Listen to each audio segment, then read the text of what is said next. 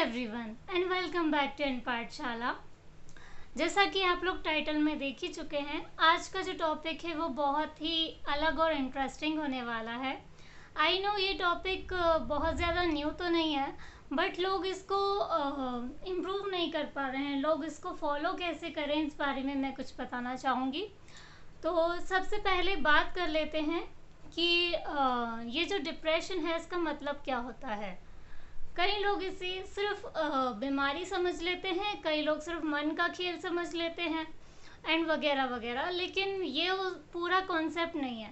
Actually में depression जो word है इसका मतलब होता है कहीं जाकर बैठ जाना, इनएक्टिव हो जाना, किसी से मिलना जुलना नहीं है, किसी से बात नहीं करना और एकदम बिल्कुल ब्लैंक हो जाना। तो ये एक्सप्रेशन का जस्ट रिवर्स होता है। जैसे कि एक नॉर्मल पर्सन है तो वो अपनी बात को बहुत ही ज़्यादा अच्छे से एक्सप्रेस करना चाहेगा, चाहे उसे गुस्सा आ रहा हो चाहे ना आ रहा हो, चाहे वो खुश हो चाहे वो दुखी हो, लेकिन वो फिर भी उसको एक्सप्रेस करता है। लेकिन इन पर्सन्स के साथ क्या होता है, जिन्हें ये चीज़ हो जाती है, बेसिकली ये डिसऑर्डर होता है, डिजीज़ नहीं होती। और सॉरी टू से, पर बहुत सारे डॉक्टर्स को आपको फ्रैंकली नहीं कहते हैं, पर डिसऑर्डर इज़ नॉट क्यूरेबल। वो सिर्फ बोर्ड लगा देते हैं, डिस्प्ले कर देते हैं और इनडायरेक्टली आपको बताने की कोशिश करते हैं, बट द रियलिटी इज़ कि डिसऑर्डर कभी ठीक नहीं होता है। लेकिन इसका मतलब ये नहीं है कि आप इम्प्रूव नहीं हो सकते, इसका ये मतलब नहीं है कि आप जीना ही छोड़ दें। मैं इसको एक एग्जाम्पल से बताती हूँ। तो वो एग्जाम्पल कुछ इस तरीके से है। मान लीजिए कोई पर्सन है जिसका एक पैर टूट चुका है। अब टूट गया तो इसमें कोई बुरी बात नहीं है, बट वो जाता है एक डॉक्टर के पास और उससे कहता है, डॉक्टर मुझे बहुत लोग कुछ ना कुछ कहते रहते हैं, बोलते कि आपका पैर टूट गया है, अब आप चलोगे कैसे, फला इन फला। और मतलब कि कई चीज़ों में वो ऐसा भी बोल देते हैं कि आप इस पैर नहीं है आपका तो आप एक नॉर्मल पर्सन नहीं है, आप एक नॉर्मल लाइफ नहीं जी सकते। इस तरीके की बातें कहते उन्हें चढ़ाया भी जाता है। और वो पर्सन बहुत ही स्टेबल होता है, अच्छी जॉब कर रहा होता है, उसकी अच्छी फैमिली होती है, उसके बावजूद वो खुश फील नहीं करता। तो कुछ इसी तरीके से डिसऑर्डर, मेंटल डिसऑर्डर जिससे कहा जाता है, या डिप्रेशन, ये भी वैसा ही होता है। हम सामने वाले को बताने की कोशिश करते हैं कि जो हुआ वो उसे भूल जाए, जो है उस पर ध्यान दे, बजाय उसके जो चला गया। लेकिन वो वहाँ फोकस अपना नहीं कर पाता है, उसे हमेशा तुरंत वही चीज़ें रिपीटेडली याद आती हैं, या कहते हैं ना कि इसी वजह से उसके जो नॉर्मल जो बिहेवियर है उसमें चेंज आता है। फॉर एग्ज़ाम्पल गुस्सा है तो बहुत ज़्यादा आ रहा है, नॉर्मल तो सबको आता है, पर गुस्सा आ रहा है तो ऐसा आ रहा है कि किसी ने छोटी बात भी कह दी तो ऐसा लग रहा है जैसे पहाड़ रख दिया किसी ने सर पे। तो इसको जनरली क्या होता है कि डॉक्टर भी इस वे में नहीं बताते कि पेशेंट ये रियलाइज़ कर पाए कि something is bad happening to me. मतलब वो से सिर्फ फॉर्मली, बहुत ही फॉर्मली बोल देते हैं, आप मेडिसिन खाइए, आप रेगुलर चेकअप कराइए, आप ठीक हो जाएंगे, इस तरीके से। बट कुछ चीज़ें मुझे लगता है कि आज भी इंडिया में बहुत ही बेकार स्थिति में है। मतलब मैं सिर्फ मेंटल डिजीज़ की बात नहीं कर रही, मैं फिज़िकल की भी बात कर रही हूँ। डॉक्टर्स की एक कमी है कि वो पेशेंट को पेशेंट ही समझता है, उसे नहीं पता कि पेशेंट के पास भी दिमाग है, हो सकता है उसने भी बायो लिया हो। ठीक है, तो अभी मैं बताती हूँ कि डिसऑर्डर का ये जो मीनिंग है, मतलब लोगों को इससे गिव अप क्यों नहीं करना चाहिए, क्यों उन्हें अपनी लाइफ में हार नहीं मानना चाहिए। तो पहला उदाहरण देना चाहूँगी मैं साइकोलॉजिस्ट सिगमंड फ्रॉइड का। सिगमंड फ्रॉइड वो पर्सन थे जिन्हें ओसीडी था, यानी कि ऑब्सेसिव कंपल्सिव डिसऑर्डर। इसका क्या मतलब होता है, एक्चुअली जो सिगमंड फ्रॉइड थे ये मतलब ये हिस्टोरी का एक हिस्ट्री ही है, but the part of thing is कि हिस्ट्री का ये मतलब नहीं कि आप उसे सीख नहीं सकते। उन्होंने ये कभी नहीं सोचा कि मुझे ये चीज़ है तो मैं जीवन भर रोता रहूं। उनका इतना बड़ा नाम है कि किसी साइकोलॉजिस्ट के सामने आप उनका नाम ले देंगे तो वो अपनी डिक्शनरी भूल जाएंगे। वो ये भूल जाएंगे कि वो एमबीबीएस डॉक्टर्स हैं, क्योंकि वो उनकी ही पढ़ाई हुई थ्योरी, जो खुद एक पेशेंट थे, आज इस उसमें है, इतना नेम फेम है उनका। तो इसलिए मुझे लगता है गिव अप नहीं करना चाहिए। और ये ओसीडी क्या होता है, इसके बारे में थोड़ी चर्चा करेंगे। ओसीडी होता है जिसे सफाई का कीड़ा लग जाना। एक्चुअली ये नॉर्मल बात नहीं है, मतलब लोग मजाक तो करते हैं एक दूसरे से, पर सफाई के कीड़े का मतलब है कि हर 2 मिनट में उस व्यक्ति को लगता है मेरे हाथ पे कुछ गंदा है, मतलब मैं इनहाइजीनिक हूँ। और गंदे विचार भी आते हैं, गंदे थॉट्स आते हैं, बुरे बुरे सपने भी आते हैं। और द सेम थिंग, जो डिसऑर्डर होते हैं उनके ट्रेड्स एक दूसरे में बार बार इंटरचेंज भी होते हैं, बट जो ट्रेड स्ट्रांग हो जाता है उसी से वो डिसऑर्डर कहलाता है। ऑब्सेसिव का मतलब है किसी एक एक्टिविटी को बार बार ऑब्सेशन हो जाना, मतलब उसको बार बार दोहराना। जैसे चीज़ें जमा रहे हैं तो जमाते ही रह रहे हैं, अलमारी जमा रहे हैं तो अलमारी पे ध्यान जा रहा है, किसी और चीज़ पे फोकस ही नहीं है। बार बार नहाने का मन करता है, 6 घंटे भी वो नहा लेगा तो उसको लगेगा ही नहीं मैंने नहाया है। और उसके बाद अब मैं बात करना चाहूँगी विलियम जेम्स की। विलियम जेम्स को डिप्रेशन था। विलियम जेम्स अपने बचपन में बहुत ही ज़्यादा, क्या कहते हैं, एकदम ऐसी पर्सनालिटी थी उनकी कि उनको देख के लोग उनका मजाक उड़ाते थे। ना वो पढ़ने में अच्छे थे, ना गेम्स में अच्छे थे, ना स्पोर्ट्स में अच्छे थे, किसी भी चीज़ में अच्छे नहीं थे। उसके बावजूद वो उससे बाहर आए। कहने का मतलब है कि जैसा कि मैंने कहा ये क्यूरेबल नहीं है, बट क्यूरेबल का ये मतलब नहीं है कि आप अपनी लाइफ में कुछ अच्छा नहीं कर सकते, कुछ आगे नहीं बढ़ सकते उससे। तो विलियम जेम्स के साथ एक इंसिडेंस हुई जब उनके साथ ये सब हो रहा था, और वो बहुत ज़्यादा दुखी हो चुके थे, बहुत मतलब थक चुके थे इन चीज़ों से। तो वो कहीं भाग जाते हैं, अपना घर छोड़ देते हैं। और घर छोड़ने के बाद वो एक जर्नी पे चले जाते हैं, और वहाँ पे कुछ लोग जंगल की तरफ जा रहे होते हैं, ऐसे ही कुछ प्रोग्राम्स होते थे वहाँ पर। तो वो भी चले गए, यूं ही चले गए। और किसी ने उन्हें एक बुक दी। उस बुक में लिखा था आप अपनी डेस्टिनी के लिए खुद रिस्पॉन्सिबल हैं। कहने का मतलब है कि जो भी आप करेंगे उसका अच्छा रिजल्ट और बुरा रिजल्ट सिर्फ आपको मिलेगा, और दूसरे को उससे कोई फ़र्क नहीं पड़ता, क्योंकि दूसरे की खुद की भी एक पर्सनल लाइफ है। तो वो आपके साथ अपना समय क्यों ख़राब करेगा। तो यू हैव टू रियलाइज़ कि मतलब आप जो भी हैं, जो कर रहे हैं, वो आप खुद के लिए भी कर रहे हैं, दूसरे के लिए ही नहीं कर रहे, आप अपने लिए ही जी रहे हैं बेसिकली। योग में तो यही कहा जाता है कि आप अकेले आए हैं और अकेले ही जाएंगे, तो इसमें अटैच होने की कोई बात नहीं है। उन्होंने फिर उस चीज़ पे काम करना चालू किया। वो सुसाइड करने वाले थे बेसिकली। तो उसके जस्ट थोड़ी देर पहले उन्हें ये बुक मिली, और उन्हें ये रियलाइज़ होता है कि नहीं, पहले मैं एक काम करता हूँ, इस बुक में जो लिखा है उसे फॉलो करूँगा, और अगर मुझे फ़ायदा नहीं होता है देन मैं सुसाइड कर लूँगा, ऐसा उन्होंने सोचा मन में। उसके बाद अब एक थर्ड कैटेगरी है जो हमारे इंडियन उसी में आते हैं, इंडियन पर्सनालिटी, इवन बहुत नाम है उनका, भगवान माने जाते हैं वो, गौतम बुद्ध। ये भी डिप्रेशन में चले गए थे। किसी को बिलीव नहीं होगा कि भगवान भी डिप्रेशन में जाते हैं क्या, तो ये बात बिल्कुल सच है, ऐसा होता है, बल्कि वो किसी के साथ भी हो सकता है। तो गौतम बुद्ध के साथ भी सेम चीज़ हुई थी, हालांकि इसमें थोड़ा अलग स्टोरी है। इनके साथ क्या हुआ था कि एक इनके जो राजा थे, मतलब राजा मतलब उनके पिताजी जो थे, उनको किसी एस्ट्रोलॉजिस्ट ने कह दिया था कि ये व्यक्ति राजा नहीं बनेगा।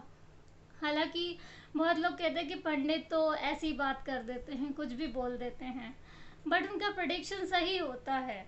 मैं ये नहीं कह रही हूँ कि साइंस इग्नोर कर दीजिए, बट वो जो प्रेडिक्ट करते हैं वो रियलिटी होती है।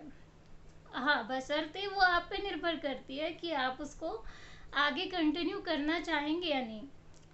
तो उनके साथ यही हुआ, वो राजा जो थे और एस्ट्रोलॉजिस्ट थे, उनके बीच में एक बात हुई कि उन्होंने कहा भाई ये तो राजा नहीं बनेगा, लोग इसको जानेंगे तो पर राजा के स्तर से नहीं जानेंगे। और ये बात राजा को अच्छी नहीं लगी, उनके पिताजी इसके विरोध में थे।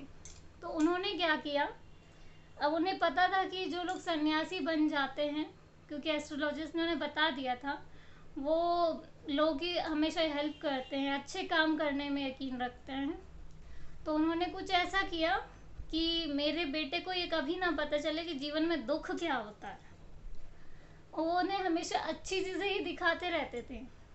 उन्होंने क्या किया, जो उनकी जितने भी सिटीजन्स थे, जो लोग दुखी रहते थे, जिनको मतलब बुरा लगता है किसी भी चीज़ का, या मतलब जिनको देख के ऐसा लगे कि यार मैं इसकी मदद कर दूँ, तो उन सब को उन्होंने अलग जगह शिफ्ट कर दिया। और क्योंकि डेस्टिनी विल बी डेस्टिनी, तो गौतम बुद्ध अचानक से एक गार्डन में खेल रहे थे, उनका नाम सिद्धार्थ था बचपन का। तो वो जाते हैं और खेलते हैं, तो वहाँ एक बटरफ्लाई उनको दिखती है, वो बटरफ्लाई के पीछे दौड़ते हैं, उसे एक मेंढक खा लेता है। जो गौतम बुद्ध का फर्स्ट एक्सपीरियंस था, उसे एक मेंढक खा लेता है, मेंढक को सांप खा लेता है, सांप को ईगल ले जाती है, और ईगल को क्या कहते हैं, लॉयन झपट लेता है। तो ये चीज़ उन्होंने देखी, उनकी ज़िंदगी में पहली बार उन्होंने कुछ ऐसा देखा, और उन्हें बहुत बुरा लगा कि इतनी छोटी सी वो तितली थी जिसके साथ में खेल रहा था, उस अच्छी भली उड़ रही थी, उसका कोई दोष नहीं था, फिर उसको क्यों ऐसा हो गया। अब तो ये मतलब चली गई है तो। और फिर उन्होंने अपने सैनिक से बात की इस बारे में कि मुझे बताइए इसको क्या कहते हैं। तो सैनिक बोलता है कि राजकुमार ये तो जिंदगी है, मतलब ये तो होता रहता है, मतलब यहाँ ऐसे 1000 लोग हैं जिनकी ज़िंदगी जाती भी है और वापस जन्म भी होता है। तो गौतम बुद्ध ये देखते हैं तो बड़े हैरान रह जाते हैं, और वो जो जगह थी जहाँ पर उन लोगों को शिफ्ट किया था उन लोगों को, तो अचानक से वो वहाँ भी पहुँच जाते हैं। उनको पता चल जाता है कि ऐसी कोई प्लेस है जहाँ मुझे जाने नहीं दिया जा रहा, और वो थे बच्चे, और बच्चे चंचल होते हैं, उनके अंदर क्यूरियोसिटी होती है। तो वो उन्होंने कहा कि नहीं, मुझे तो मिलना है, मतलब मैं तो देखूंगा, मैं वो जगह देखना चाहता हूँ। तो उन्होंने सैनिक को किसी ना किसी तरीके से मना लिया। वो जाते हैं और देखते हैं कि एक बुजुर्ग को कोड़े मार मार के कोई उनसे मजदूरी करा रहा है, कोई अर्थी जा रही है उनके बगल से, कोई किसी से बहस कर रहा है, लड़ाई कर रहा है। ये सब देख के वो अंदर से टूट जाते हैं। उनका जो एक सेंसिटिव नेचर, उसको ऐसा गहरा ठेस पहुंचती है, मतलब कहते हैं ना कि जो कोई भी ऐसा पहली बार देख लेगा तो उसे कैसा लगेगा। तो उसके बाद जब वो घर आए, मतलब महल वापस आए, तो वो खाना भी नहीं खा रहे थे ना पानी पी रहे थे। उन्हें बहुत बुरा लगा कि ऐसा उन्होंने देखा, और जिससे भी वो इन चीज़ों के बारे में पूछते थे, लोग बड़े फॉर्मेलिटी वाले आंसर देते थे, बोलते थे अरे ठीक है ना, ऐसा तो होता रहता है, हमें क्या करना। इस तरह की बातें उनसे कही गई, और उनका कहीं मन नहीं लगता था, ना उन्हें नींद आती थी ना कुछ और होता था। तो राजा को किसी ने सजेस्ट किया, राजकुमार की शादी कर दीजिए। राजकुमार की शादी भी हो गई, यानी कि गौतम बुद्ध की। और उनकी जो वाइफ थी वो भी बहुत प्रिटी थी, बहुत अच्छी थी, उन्हें बेबी भी हो गया, लेकिन उसके बावजूद वो खुश नहीं थे, क्योंकि उन्होंने जो उनके मन में जो क्वेश्चनिंग्स चल रही थी लाइफ के बारे में, वो चलती ही रह गई। वो अपनी नॉर्मल लाइफ जीते रहते थे, बट कहते हैं ना कि इंसान और रोबोट में ये अंतर होता है, कोई चल रहा है, फिर रहा है, खा रहा है, तो वो इंसान नहीं है। जब तक वो अंदर से नॉर्मल फील नहीं करता, वो एक ह्यूमन नहीं हो सकता। तो उन्हें ये सब हुआ, और फिर उसके बाद जब उन्हें क्वेश्चंस के आंसर नहीं मिले, तो उन्होंने पता नहीं क्या किया, उन्होंने भी घर छोड़ दिया। घर छोड़ने के बाद उन्हें सडनली ये रियलाइज़ होता है कि उनके जो उनको मतलब किसी से पूछना चाहिए, किसी ऐसे व्यक्ति को खोजना चाहिए जो उनकी जवाब दे सके। तो वो जाकर एक पेड़ के नीचे, बोधि ट्री, और मेरे हिसाब से सभी ने कहानी सुनी भी होगी, बोधि ट्री के नीचे बैठ जाते हैं। वहाँ पर यूं ही बैठ जाते हैं जस्ट साइलेंट होके, और सडनली पता नहीं क्या होता है उनके मन में, वो एकदम जैसे हमारे योग में से क्या बोलते हैं, भैरवी मुद्रा में ऐसे बैठ जाते हैं। ऐसी एक मुद्रा होती है, उसमें बैठ जाते हैं, आंखें बंद कर लेते हैं और बिल्कुल शांति से रिलैक्स होके बैठ जाते हैं। और क्योंकि उनके आसपास इस तरीके के माहौल ही नहीं होते, एक जंगल होता है, तो वहाँ पे वो कुछ इस तरीके का देखते भी नहीं है जिससे उनको डिस्टरबेंस हो, तो वो ऐसे बैठ जाते हैं और एकदम उनका माइंड जो है बहुत काम डाउन हो जाता है एकदम से। और फिर उन्हें मन करता है मैं अपनी ब्रीदिंग पे फोकस करूं, जिसे हम मेडिटेशन कहते हैं। तो वो उस ध्यान में बैठ जाते हैं, और जब ऐसा होता है तो कई वर्ष हो जाते हैं, कई दिन हो जाते हैं, वो उसी अवस्था में रहते हैं। और उनके साथ साथ जब भी वो डिस्ट्रैक्ट होते थे तो उनके आसपास एक साधु भी जाया करते थे आसपास से, उन्हें बताते थे कि आपको मतलब मेडिटेशन करना चाहिए। वो इस बारे में जानते थे, इन चीज़ों के बारे में। तो उन्होंने उनको बताया कि आपको ऐसा करना चाहिए, आपको मेडिटेशन अटेंड करना चाहिए, आपके सवालों के सारे सवालों के जवाब आपको मिल जाएंगे। तो वो बैठते हैं, ध्यान करते हैं, और उसके बाद धीरे धीरे उनकी जो आज्ञा चक्र, जिसे नॉलेज कहा जाता है, वहाँ तक उनकी बात पहुँचती है।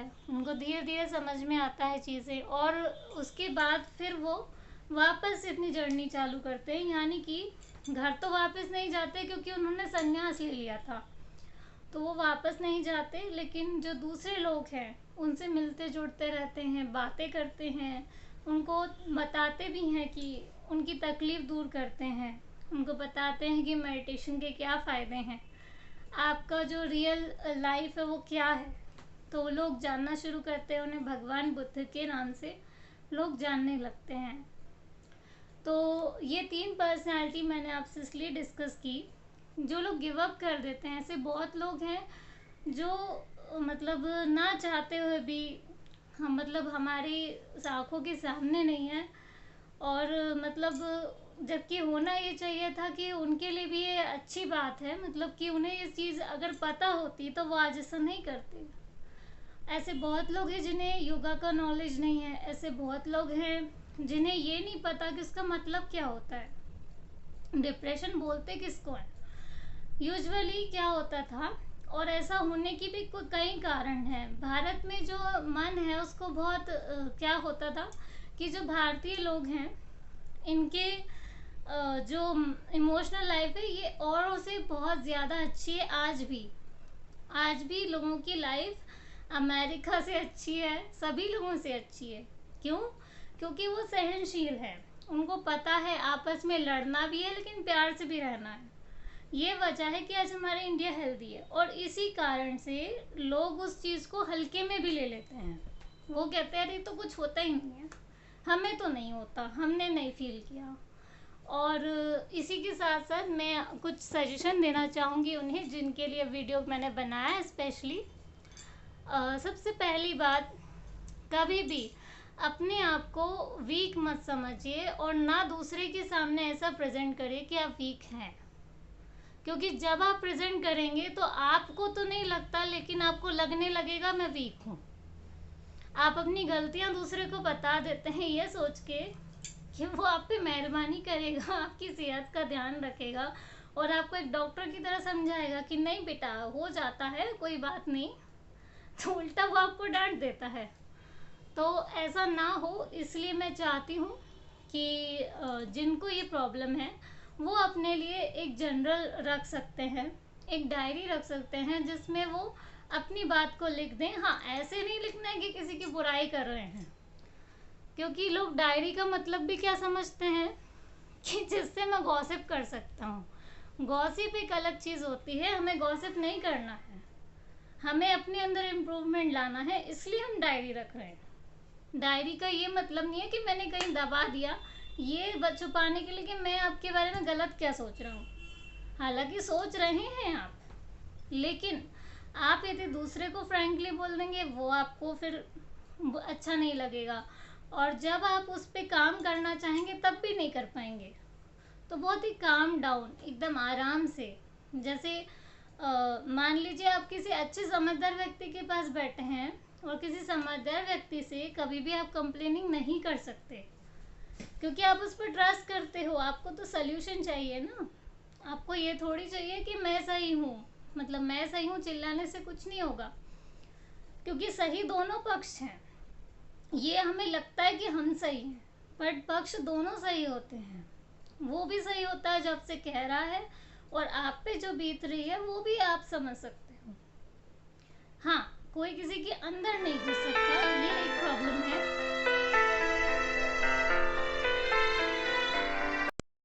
तो डायरी में भी 2 टाइप की डायरीज होती हैं। तो एक डायरी मुझे लगता है कि हर व्यक्ति को रखना चाहिए, क्योंकि लोगों को लगता है, बड़े कॉन्फिडेंट होते हैं वो अपने आप में कि नहीं हम तो कुछ भूलते ही नहीं है, हमें तो सब याद रहता है। बट ऐसा नहीं होता। आप मैक्सिमम चीज़ें जो ह्यूमन है, जो काम की चीज़ें वही पहले भूल जाता है, और जो बेकार की चीज़ें वो सब याद रहती हैं। जैसे मैं भी पर्सनली डायरी रखती हूँ। ऐसा नहीं है कि मेरी मेमोरी वीक है, मुझे सालों पहले की बात याद रहती है, कोई मुझसे कब क्या कहता है वो भी याद रहता है। बट द थिंग इज कि जो मेन चीज़ें हैं ना, वो इंसान के एक्चुअली में माइंड में नहीं रहती। एक उदाहरण के लिए बताती हूँ। मान लीजिए कि आप जो डेली में जो काम करेंगे वो आप नहीं भूल सकते। जैसे सुबह उठे, ब्रश किया, ब्रश करना कोई भूलता है? नहीं भूल सकता, क्योंकि वो उसकी हैबिट है, उसके माइंड को ट्रेनिंग है उस चीज़ की। उसे पता है कि मुझे ब्रश करना ही है, और उसका हाथ अपने आप उठ जाएगा, इतनी प्रैक्टिस है उसे, और बिना ब्रश के वो रह भी नहीं पाएगा। तो जैसे कुछ चीज़ें होती हैं जो हमारे रूटीन में ऑलरेडी होती हैं, तो वो आप नहीं भूलोगे, वो किसी भी कंडीशन में आप नहीं भूल सकते। हाँ, कोई अदर चीज़ है, जैसे फॉर एग्जांपल किसी से कोई मीटिंग हो गई, गेट टुगेदर में गए, आप शायद कुछ सर्व करना भूल गए, कुछ भूल गए, या आप कल आपका एग्ज़ाम था और जिस एग्ज़ाम को आप हमेशा नहीं देते, शायद आप वो भूल गए, ऐसा भी हो जाता है। हालांकि एग्ज़ाम्पल का जो एग्ज़ाम वाला एग्ज़ाम्पल है वो थोड़ा सा डिफरेंट है, बट फिर भी कभी कभी ये भी होता है, मैंने देखे हैं ऐसे केसेस, जिसकी हैबिट नहीं होती वो एग्ज़ाम भी भूल जाता है, मुझे कल एग्ज़ाम देना है, वो सोता रहता है, अलार्म बजता है वो तो भी नहीं उठ पाता। तो ये सब एक हैबिट का नतीजा है। जब हम इन चीज़ों से वो होते हैं, इन चीज़ों को सफ़र कर रहे होते हैं, तो क्या होता है कि हमें उन चीज़ों की आदत छूट जाती है जो पहले थी हमारी। हम पहले अच्छे से रहते थे, हम अच्छा खाते थे, स्लो खाते थे, अच्छे से बात करते थे, अच्छे से मिलते थे। अब ये हैबिट क्या हो गई, छूट गई सारी की सारी। अब हमें सिर्फ ये पता है कि वो जो दिन है ना उसे मुझे करेक्ट करना है, मुझे मेरे पास को चेंज करना है, जो भी मेरे साथ गलत हुआ मुझे बस उसको चेंज करना है, मुझे और कुछ नहीं पता, यही दिमाग में चलता है। और कभी कभी जो लोग हमारी हेल्प करते हैं, जो हमारे अच्छे के लिए वो बात कह रहे होते हैं, हमें उनका भी बुरा लग जाता है, हमें लगता है वो हमें डिस्ट्रैक्ट कर रहे हैं उस चीज़ से, हम वो ही नहीं चाहते कि हम हमारे साथ जस्टिस हो। अब जस्टिस की जो डेफिनेशन है ये भी बहुत कम लोग जानते हैं। जस्टिस किस चीज़ के लिए? किसी ने आपको चीट कर दिया, वो उसका कर्म था, चीट करने वाले की गलती थी। किसी भी मामले में आपने कोई बिजनेस खड़ा किया, किसी पार्टनर ने आपको धोखा दे दिया, आपसे ज़्यादा पैसे ले लिए, ऐसा होता है। और जो किसान वगैरह होते हैं अपनी फसल उगाते हैं, पानी गिर गया, लॉस हो गया उनकी खेती बाड़ी में, तो सुसाइड कर लिया। डिवोर्स हो गया, पुरानी बातें नहीं भूल पा रहे हैं, मैं करेक्ट थी, मैं तो सही थी, मैं तो हर चीज़ में सही थी, मुझे क्यों बोलते हैं लोग, मुझे घर वाले ताने देते हैं, मुझे मायके वाले ताने देते हैं, फला एंड फला। तो ये चीज़ें भी क्या होता है कि जिसका कर्म है वो उसी पर एप्लीकेबल है ना। अब किसी ने गलत किया, तो जिसने गलत किया उसको तो कोई मतलब नहीं है आपसे, वो तो बढ़िया घूम रहा है, फिर रहा है, उसे कोई मतलब नहीं है। और आपको तकलीफ इस बात की है कि मैं उस समय को चेंज नहीं कर पाया, जो मेरे साथ गलत हुआ काश मैं इसको रोक लेता, आप उसके लिए रिग्रेट फील कर रहे हो अंदर से, और जिसके कारण आप बहुत ही ज़्यादा इंटेंस मोड में चले जाते हैं। और जब लोग आपसे मिलते जुड़ते हैं, यार अपन कहीं घूमने चलते हैं, यार अपन ऐसा करते हैं, यार चलो आज ना फलानी चीज़ बनाते हैं, आज ना कोई सा फेस्टिवल है, दिवाली है, सब लोग सेलिब्रेट करते हैं, वो व्यक्ति बिल्कुल ध्यान नहीं देता। जिसको ये हो जाता है तो वो हमेशा लाइक बहुत ही ऐसे नीचे गर्दन करके, कभी ऐसे करके, मतलब बहुत ही अपसेट मोड में रहता है वो। और क्यों? क्योंकि उसके दिमाग में वही थॉट्स घूम रहे हैं।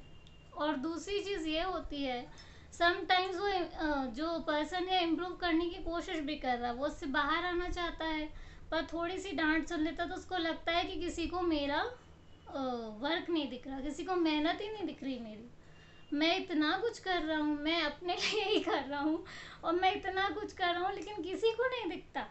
मैं तो योगा भी कर रहा हूँ, मैं उठ भी रहा हूँ, मैं तो पढ़ाई भी कर रहा हूँ, मैं सब कर रहा हूँ, इन्हें क्यों नहीं दिखता कि मैं हर चीज़ में कोशिश कर रहा हूँ, मेरी कोशिश किसी को क्यों नहीं दिखती। जब ये वाली जो सिचुएशन होती है, ये पहले वाली से बेटर है।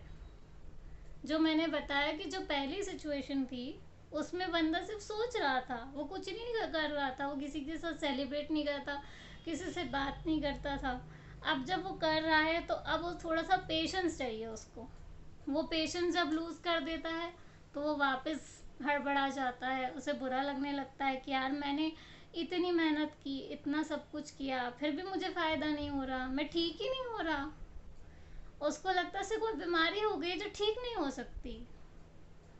बीमारी है तो, बट वो बीमारी बीमारी जैसी नहीं है। और इस प्रॉब्लम से बाहर निकलने के लिए आपके पास ढेरों सॉल्यूशंस हैं। आप कुछ भी कर सकते हैं, आप गिव अप मत करिए। बस एक चीज़ याद रखिए कि गिव अप मत करिए, और किसी को ये मत जताइए कि हम उस पर निर्भर हैं, हमें हर चीज़ में उसकी हेल्प चाहिए। क्योंकि ऐसा करने से जो बुरा व्यक्ति है वो उसका फ़ायदा उठाता है, और जो अच्छा है वो तो हेल्प करेगा, लेकिन जो बुरा व्यक्ति है वो हमेशा आपको नीचे दिखाने की कोशिश करते हैं। कई लोग तो डिप्रेशन को पागलपन समझते हैं। वो कहते हैं कि ये व्यक्ति पागल हो गया है, ही नीड्स अ डॉक्टर, जो मतलब इसको किसी मेंटल जो सेंटर्स होते हैं ना पागलों वाले उनके पास भेज देना चाहिए। जबकि बहुत ही गलत तरीका है, ये गलत बात है। ऐसा उन्हें लगता है क्योंकि उन्होंने कभी ब्रेन को स्टडी नहीं किया।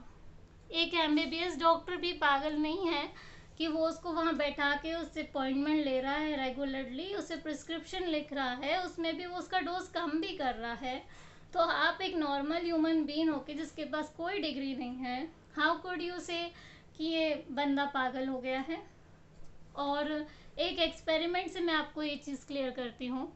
हाल ही में खैर मुझे बहुत महीने हो गए, कुछ महीने पहले मेरे मामा जी के श्राद्ध में मैं गई थी। वहाँ पर एक लड़की थी जो एबनॉर्मल थी, जिसे लोग पागल कहते हैं, बट वो पागल होता नहीं है। वो जो लड़की जो ऐसा से हिल रही है, जिसको यूजुअली लोग वही कहते हैं, वो डिप्रेशन में भी नहीं है, बल्कि बहुत बुरी स्थिति में है। बट ठीक है, वो उसकी लाइफ का एक पार्ट है। तो मैंने इस चीज़ को, उसका कई लोग मजाक उड़ा रहे थे, लोग उस पर कमेंट पास कर रहे थे, मुझे बहुत बुरा लगा। तो क्योंकि भलाई का ज़माना नहीं है कहते हैं, तो मैंने इस तरीके से कुछ भी नहीं कहा कि लोग मुझे ही बोल दें कि हाँ ये बड़ी चली जा रही है मदद करने के लिए। तो मैंने एक छोटा सा गेम खेला। मैंने उस लड़की को बुलाया और मैंने उससे कहा चलो एक क्विज़ खेलते हैं, देखते हैं किसको मेरी क्विज़ का आंसर आता है। अगर आपको इसका आंसर पता है तो मुझे कमेंट करके ज़रूर बताना। तो मैंने उससे क्वेश्चन किया कि बताइए वो क्या है जिसे हम सुन तो सकते हैं पर देख नहीं सकते। तो सभी लोग अपना दिमाग लगा रहे थे, सब लोग सोचे थे यार ये कैसा क्वेश्चन है, इसका क्या आंसर हो सकता है। वो लड़की भी मुझसे बोली कि मैं भी ट्राई करती हूँ। अब उसने कोशिश की, थोड़ा सा उसका नेचर भी वियर्ड टाइप का, बातें करना, मतलब मैंने बताया है कि नेचर उनका वियर्ड हो है थोड़ा सा, एबनॉर्मल पर्सन का बिहेवियर ऐसा ही होता है। क्योंकि तो मैं उसको बहुत ही नॉर्मल ट्रीट कर रही थी, और करना भी चाहिए, उन्हें नॉर्मली ही ट्रीट किया जाना चाहिए। तो उसको मैंने फोकस करने दिया उसके आंसर्स पे। वो कुछ कुछ आंसर दे भी रही थी, जबकि और लोग सिर्फ सिर खो जा रहे थे, उनको समझ भी नहीं था हम क्या रिस्पॉन्स करें। तो वो लड़की मुझसे कहती है एट लास्ट, बहुत ट्राई करने के बाद, कि या तो इसका जवाब भगवान होगा या मुझे नहीं पता। देखा, वो लड़की जो अभी थोड़ी ही देर पहले कितनी एबनॉर्मल लग रही थी, सडनली वो कैसे इम्प्रूव हुई उस पर्टिकुलर सिचुएशन में। क्या उसने ऐसा कोई काम किया कि लोग उसकी हंसी उड़ाते? और उसके बाद फिर मैंने उसका सही आंसर भी उसे दिया, और सही आंसर था हमारी आवाज़। हमारी आवाज़ को हम सुन सकते हैं पर देख नहीं सकते। तो इस क्वेश्चन के आंसर के बाद जो लोग भी उसका मजाक उड़ा रहे थे, सबके सर नीचे हो गए थे। मैंने कहा वाह, तुम्हारा IQ इनसे तो कम से कम तेज ही है। मैं उसको बिल्कुल नॉर्मल ट्रीट किया और उससे अपनी हॉबीज़ भी शेयर की, उससे बातें भी की, और बिल्कुल वैसे ही की जैसे हम एक नॉर्मल पर्सन से करते हैं। अच्छे से बात की, और उसके साथ ही जब वो लड़की थोड़ी भी मतलब वियर्ड हो जाती थी, लाइक कभी कभी उन समझ में नहीं आता लोग क्या बोल रहे हैं किस बारे में बात कर रहे हैं, कुछ अजीब सा कह देते हैं, वो कुछ भी मतलब उल्टा सीधा इलॉजिकल बात करते हैं, तो मैं उस पर धीरे से स्माइल कर देती थी, और इससे ज़्यादा आप क्या करोगे। और उसके बाद फिर वो लड़की, जब जैसे जैसे मैं उससे बात करती, वो अपने आप नॉर्मल हो जाती थी। उसको पता भी नहीं चलता था, उसको खुद नहीं पता होता था वो कब इस स्टेज में आ गई है। और जब मैं घर जा रही थी, घर जाने से पहले वो मेरे पास 2 मिनट आई और मिलके भी गई, और उसने कहा कि आप बहुत अच्छे हैं, मुझे आपके साथ बात करके बहुत अच्छा लगा। और जब हम कभी भी घर जाते हैं, आज की सेल्फिश वर्ल्ड में कोई ये लाइन किसी से नहीं बोलेगा, या बोलेगा भी तो फॉर्मेलिटी के लिए। उसने जो बात बोली, ये एक नॉर्मल पर्सन का ही बिहेवियर होता है। तो आप बताइए कि एबनॉर्मल और पागल कैसे सिमिलर हुए? नहीं हुए ना। पागल कुछ भी नहीं होता है। ये लोगों ने एक धारणा बना ली है कि भाई कोई वियर्ड बिहेव कर रहा है तो आप उसका फन लोगे, आप उसको मजाक उड़ाओगे, उसका गलत काम करोगे उससे। तो वो लड़की से जो मेरा कनेक्शन जुड़ा, मुझे बहुत अच्छा भी लगा, मैंने उसकी हेल्प की। और इसी के साथ मतलब हमें करना भी चाहिए ये चीज़। लोग इस बारे में खुल के बात नहीं करते हैं, और मुझे जब भी ऐसा कोई पर्सन मिलता है, मैं भी नॉर्मल ही बात करती हूँ। मैं उससे कभी इस तरीके से बात नहीं करती हूँ कि आप कुछ अलग हैं, कुछ अनोखे हैं। और रही बात एबनॉर्मल होने की, तो एबनॉर्मल लोगों का दिमाग आम इंसान से बहुत ज़्यादा तेज़ होता है। ये कई लोग नहीं जानते हैं, बट इट्स अ रियलिटी। उनकी इमोशनल लाइफ हमारी लाइफ से अलग हो सकती है। वो इमोशनली हमारे जैसा बिहेव नहीं करते, हमारे जैसे बात नहीं करते, बट उनके जो लेवल ऑफ अंडरस्टैंडिंग है किसी भी, जैसे आप अल्बर्ट आइंस्टीन को ले लीजिए, लियोनार्डो को ले लीजिए, कई सारे साइंटिस्ट को ले लीजिए, इन्हें लोग एबनॉर्मल ही कहते थे, बट दे डोंट नो कि आज वो उन्हीं की किताब पढ़ रहे हैं। आज वो उनकी किताबें पढ़ पढ़ के अपना जो जॉब है उसके लिए डिग्री ले रहे हैं। तो आप किसी को इस तरीके से इंसल्ट नहीं कर सकते। दिमाग की प्रॉब्लम होना, बीमारी होना, या जो भी होना, जेनेटिक प्रॉब्लम होना, ये सब वैसा ही नॉर्मल है जैसे पैर का टूट जाना। पैर टूट जाता है तो उसका मतलब ये नहीं है कि किसी की ज़िंदगी ख़त्म हो गई है। तो ये मैंने कुछ चर्चा करी आप लोगों से, और इसी के साथ साथ मैं इसकी पूरी सीरीज़ लेके आने वाली हूँ कि सिर्फ आपको ये वीडियो देखना नहीं है।